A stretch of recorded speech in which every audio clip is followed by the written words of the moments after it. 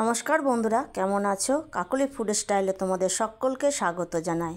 আজ আমি হাজির হয়েছি লাউয়ের একটা রেসিপি নিয়ে, যেটা খুবই সহজ সরল আর ঘরে থাকা উপকরণ দিয়ে বানাবো। রেসিপিটা সিম্পল হলে কি হবে, খেতে কিন্তু খুবই ভালো লাগে। গরম ভাতের সাথে হোক কিংবা রুটি পরোটার সাথেই হোক, দুটোর সাথে কিন্তু খুব সুন্দর যাবে। তো আমি এখানে একটা গোটা লাউ নিয়ে নিয়েছি। এখন এই লাউটাকে দুভাগ করে নেব। লাউটাকে আমি দুভাগ করে নিলাম। যেটা কম সেটা আমি রান্না করব, আর যেটা বেশি সেটা রেখে দিলাম, অন্য কোনো দিন কিছু একটা করে নেব। তো লাউগুলোকে ছুলবো, তার জন্য লাউগুলোকে আগে কেটে টুকরো করে নিলাম। একটা পিলারের সাহায্যে লাউগুলোকে ছুলে নিলাম। এখন লাউগুলোকে ডুমো ডুমো করে কেটে নেব। তো লাউয়ের যেটা ভেতরের অংশ সেটাকে বাদ দিয়ে পরে লাউগুলোকে ডুমো ডুমো করে কেটে নেব। আর লাউটা কচি লাউ ছিল, আর এরকমই কচি লাউয়ের দরকার। তো লাউগুলো কাটা হয়ে গেলে পরে এখানে আমি দুটো আলু নিয়েছি, আলুগুলোকেও ডুমো ডুমো করে কেটে নেব।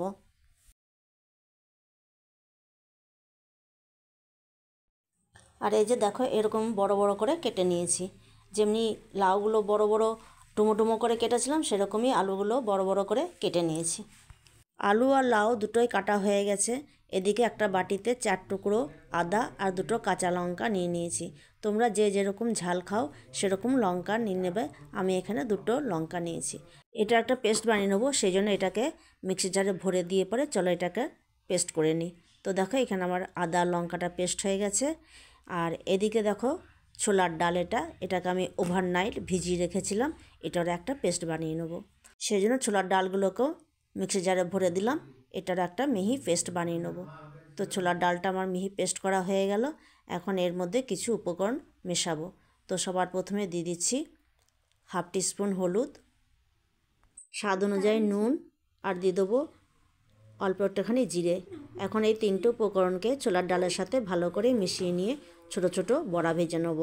কড়াই চাপিয়ে দিয়েছি ওভেনে। কড়াইয়ে দিয়ে দিলাম 3 টেবিল স্পুন সর্ষের তেল।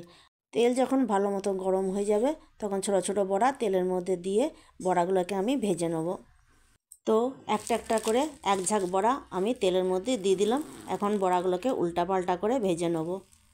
তো দেখো, এখানে বড়াগুলো আমার ভাজা হয়ে গেছে। এখন বড়াগুলোকে তুলে নেব। আর এইভাবে আরও 2-3 বার বড়াগুলোকে সব আমি ভেজে নেব।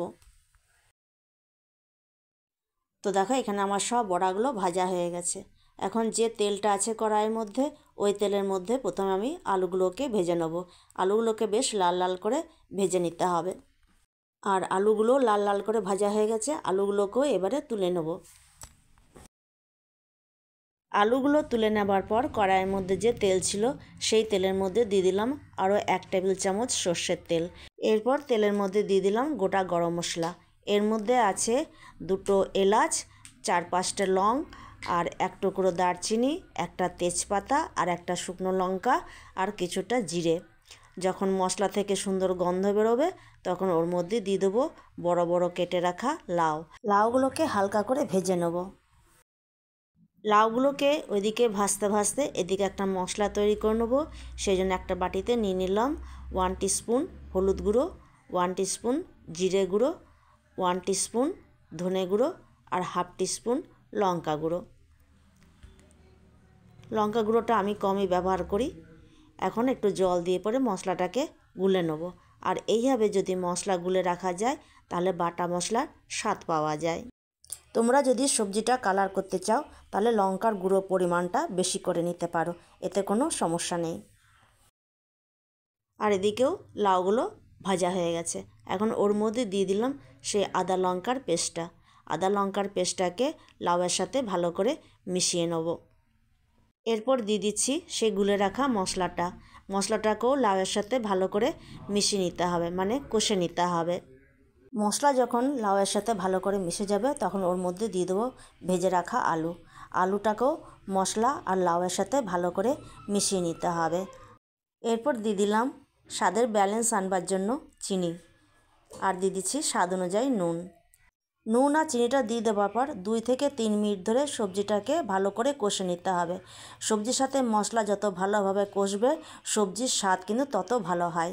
সবজি যখন ভালো করে কষা হয়ে যাবে, তখন ওর মধ্যে দিয়ে দেবো পরিমাণ মতো জল। জলটা দিয়ে দেওয়ার পর এখন একে 5 মিনিটের জন্য ঢাকা দিয়ে রেখে দেবো, যাতে লাউ আর আলু সুন্দর সেদ্ধ হয়ে যায়।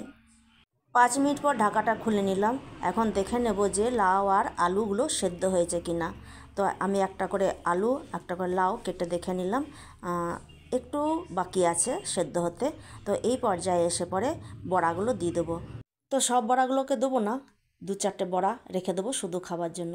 তো বড়াগুলোকে ঝোলের মধ্যে দিয়ে দিলাম। বড়াগুলো দিয়ে দেওয়ার পর সবজির সাথে বড়াগুলোকে ঘেঁটে নিলাম। তা এরপর আবার একটুখানি জল দিয়ে একে 2 মিনিটের জন্য ঢাকা দিয়ে রেখে দেবো, যাতে ঝোল বড়াগুলোর ভেতরে ঢুকে যায়। 2 মিনিট পর ঢাকাটা খুলে নিলাম। এখন দেখে নেবো যে সবজিটা হয়েছে কি না। তো সবজিটা আমার হয়ে গেছে। এরকমই ঝোল ঝোল নামাবো, কেননা বড়া তো ঝোলটা টেনে নেবে। তো বন্ধুরা, আজকে যদি আমার এই রেসিপিটা তোমাদের ভালো লেগে থাকে তাহলে অবশ্যই কিন্তু লাইক কমেন্ট শেয়ার করে দিও আর সাবস্ক্রাইবও করো। আর আমার এই নিত্য নতুন রেসিপি পেতে গেলে পাশে থাকা বেল আইকনটা অবশ্যই প্রেস করে রাখবে। এতে করে আমি যখন আবার নতুন কোনো রেসিপি ভিডিও আপলোড দেবো সবার প্রথমে নোটিফিকেশান তোমাদের কাছে পৌঁছে যাবে। সবজিটা এবার নামাবো। তো নামাবার আগে দিয়ে দিলাম শাহি গরম মশলা, আর দিয়ে দিলাম কসুরি মেথি পাতা, আর দিয়ে দেবো ধনে পাতা। ধনে পাতাটা দিয়ে দেওয়ার পর সব কিছুকে সবজির সাথে ভালো করে মিশিয়ে নেব। তো চলো এবার তোমাদেরকে সার্ভ করে দেখাচ্ছি। তাহলে বন্ধুরা, তৈরি হয়ে গেল আজকে আমার রেসিপি বড়া দিয়ে লাউ আলুর সবজি, যেটা কিনা গরম ভাত কিংবা রুটি হোক পরোটা হোক সব কিছুর সাথে কিন্তু খেতে খুবই ভালো লাগে। তাহলে আজকে ভিডিওটা এখানে শেষ করছি। তোমরা সবাই ভালো থাকো, সুস্থ থাকো, সাবধান থাকো। দেখা হচ্ছে আগামী দিনে নতুন একটা রেসিপির সাথে। আজকের মতো টাটা, ধন্যবাদ।